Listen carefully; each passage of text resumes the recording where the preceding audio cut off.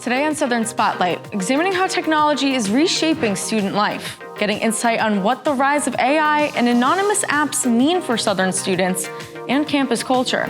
Plus, we'll take you to Southern Study Abroad Fair and a sit-down with philosophy professor Dr. David Capps, discussing AI's impact in the classroom.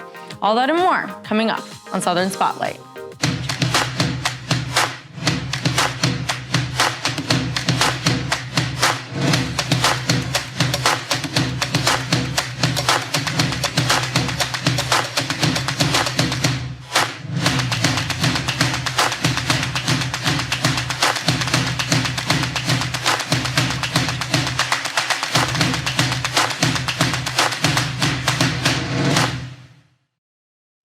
Good afternoon, and thanks for joining us for Southern Spotlight's Fall 2025 segment. I'm Lexi White.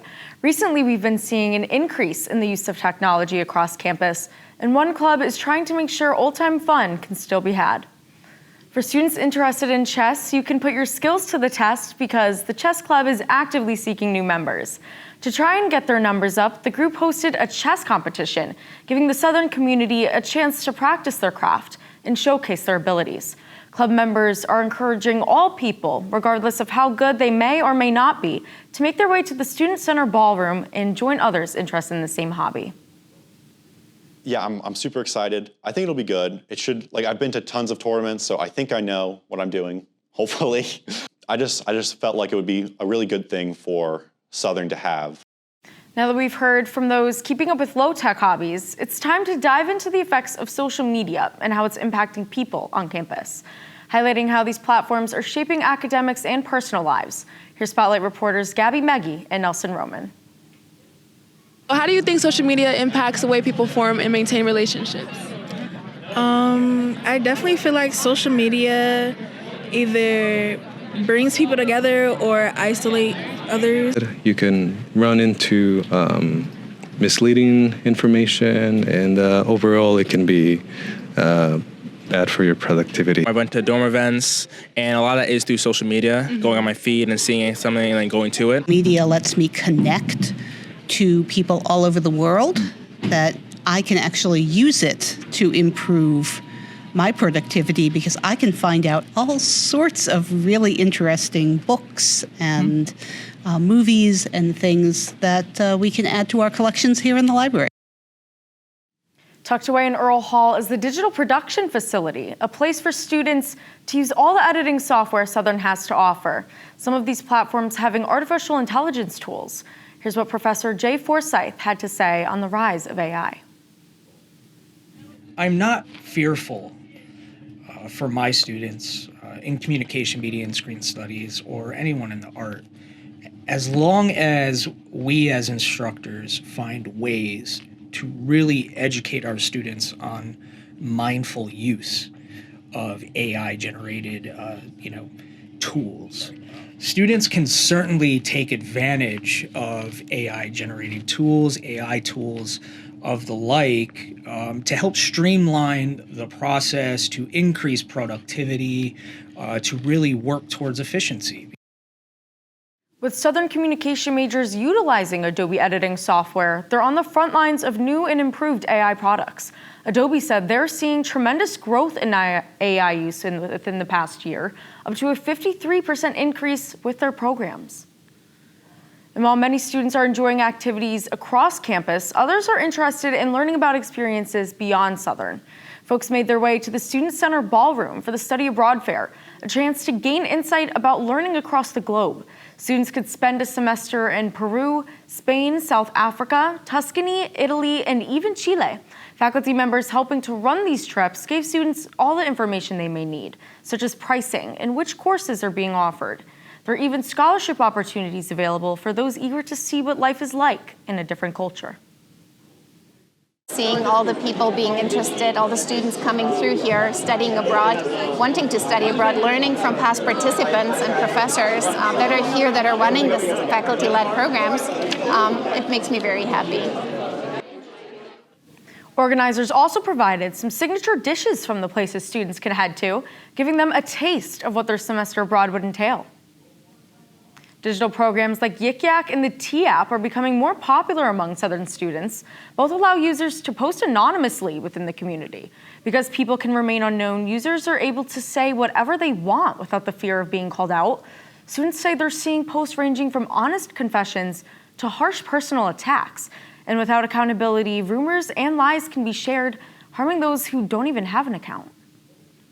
Well, as a res life, I feel like the Yik Yak, it's a double-edged sword. A lot of times people will go on there and like they'll have vendettas against people and they'll just start saying things to make them feel a certain way or like shut down on somebody's personality and character when all things might not be true.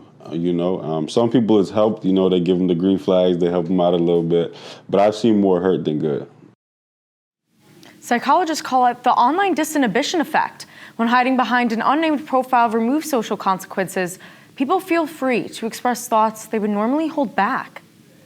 And coming up after a short break, Spotlight reporter Soleil Scott sits down with philosophy professor Dr. David Capps, gaining insight on AI in the classroom through a teacher's perspective.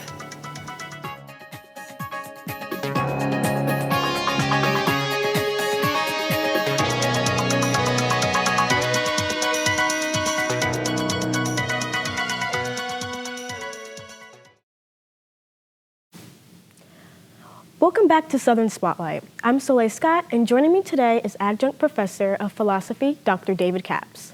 Professor Capps holds a PhD in philosophy from the University of Connecticut. His research focuses on the study of knowledge and how we know what we know, which makes him uniquely qualified to discuss one of the most pressing issues in education today: artificial intelligence in the classroom and what it means for how students learn and think. Professor Capps, thank you for joining us. Thanks for having me. Thank you. So my first question is, with the rise of AI, how have you seen the impact in your classroom?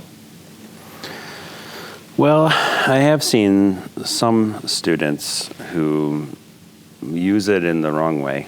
They rely on it to do certain assignments, or maybe they feel pressured by a deadline, and so, they put some prompt into GPT and, it of course will come up with something, right? Something kind of, you can tweak it in various ways so that it even would sound like a student might sound.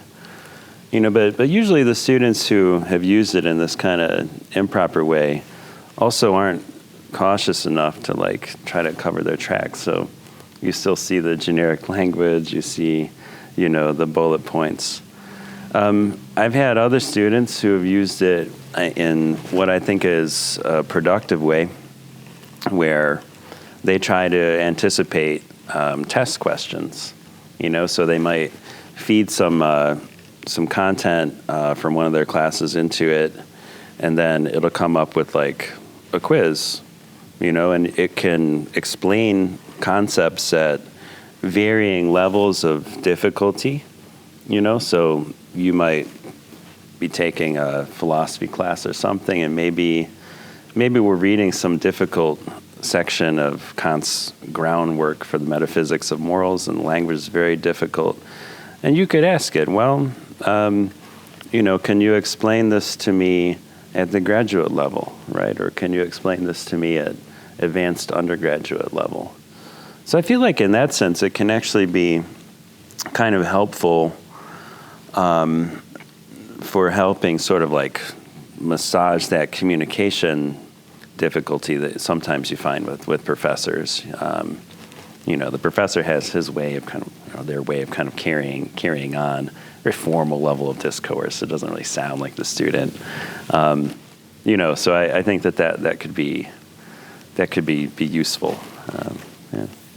And that is my next question, because you were saying how different professors would have their own way of, looking to see if it's AI generated. Do you use any generators, or how do you see that what the student is submitting is not their work? Well, it can be hard to tell. And worse than it being hard to tell, it's hard to prove. So that if a professor were to, have a strong suspicion and then try to call out a student on it, well, where would it go from there, right? Like, would they be able to prove it to the chair, to the dean, that it actually occurred? But I find that there are some kind of giveaway. So the bullet points is one of them. But like another one is a kind of generic use of language. So like I don't know that somebody without a background in writing would be able to tell this, but I feel like there is a certain distribution of adjectives, that gets used. Like everything has to be described. Like adverbally or using an adjective. So language isn't really, in some ways, it's not simple enough. And I feel like in other contexts where somebody is using it to produce kind of like creative work, it doesn't have the right kind of emotional resonance or arc, right? And it's obviously not going to be connected to like student experiences themselves, right? Yeah. Have you ever, what should I say? Have you ever caught a student using artificial intelligence in your classes? I think early on, yeah, there was somebody who did it. I try to discourage it, really at the outset. Like depending on the class, I might do a unit that has to do with philosophy of education, or at the very least thinking about the student's own intellectual growth. Because it's something, sometimes you need to remind yourself of, right? If you're a student, these are your formative years, right? This is the time where you're going to develop your critical thinking ability. And if you outsource that to AI, it's not any different than like copying off the friend. There's that friend who's maybe doing better in high school, and he's the one who ends up going on to succeed in everything, right? So I don't want students to do anything that would undermine their own intellectual development. Yeah. And with the rise of AI, how do you see the impact it will have on future generations? And what do we do, or what can we do to stop it or mitigate it?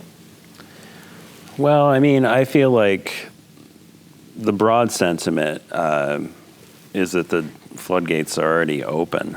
It's kind of like the Pandora's box, right, where all the evil just floods out into the world. And I do think that there's actually a place for thinking about, the ethics of inevitable harms, or even like something like evils that we know that we can't prevent. Like that's a mindset that I think sometimes can be constructive. It's kind of like the Stoic idea of like, meditating your own potential mortality or preparing for the worst consequences. That way, when consequences arise that aren't so bad, right, but are still kind of bad, you're able to better deal with them. But what do I think is going to really happen with? I don't know that the Pandora's box idea has to be correct. It strikes me that there could be, the formation of small intentional communities that are completely device-free.